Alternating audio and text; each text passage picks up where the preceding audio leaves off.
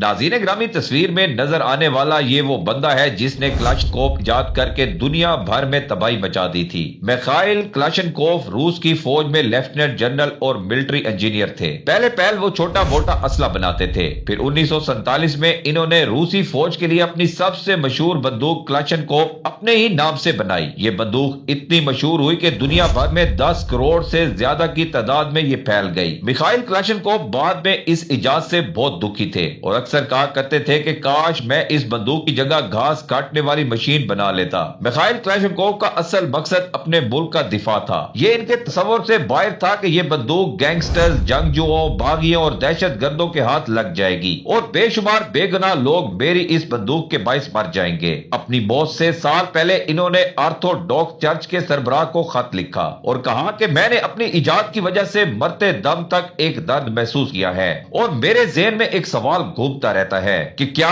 मैं इन हलाकतों का जिम्मेदार हूं या नहीं। क्लाशनकोव जानते थे कि असल में बंदूक खुद किसी को नहीं मारती, बल्कि इंसान ने इंसान को मारा है और वो अपनी इजाद की वजह से नहीं बल्कि इंसानियत के हसद, लालच और शैतानी मफादात की वजह से इस बंदूक के गलत इस्तेमाल पर दुखी थे।